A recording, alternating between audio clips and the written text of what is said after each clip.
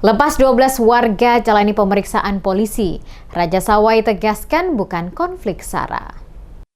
Raja Negeri Sawai, Rahman Mukadar, memimpin pelepasan 12 warganya untuk menjalani proses hukum di Polres Maluku Tengah pada Senin 14 April. Prosesi pelepasan dilakukan secara adat di rumah adat Luma Salaula, disertai doa bersama agar proses hukum berjalan lancar dan adil.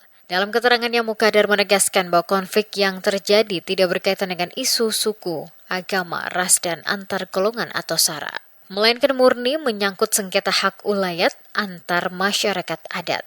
Kapolres Maluku Tengah AKBP Hardi Meladi Kadir dikonfirmasi di MS Media Group pada Selasa 15 April, membenarkan bahwa 12 warga tersebut dibawa ke Mapolres untuk menjalani pemeriksaan lanjutan.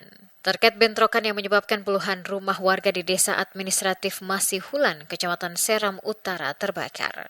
Menurut Kapolres, pemanggilan ke-12 warga itu dilakukan setelah penyidik melakukan olah tempat kejadian perkara atau TKP dan mengumpulkan berita acara pemeriksaan atau BAP di lokasi. Kapolres menambahkan status 12 warga tersebut masih sebagai saksi.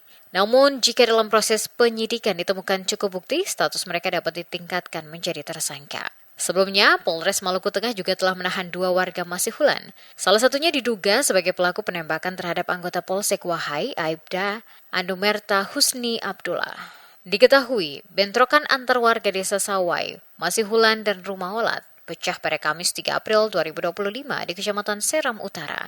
Insiden ini mengakibatkan 1 anggota Polsek meninggal dunia, 11 orang luka-luka, dan sebanyak 69 rumah warga di desa Masihulan dilaporkan hangus terbakar.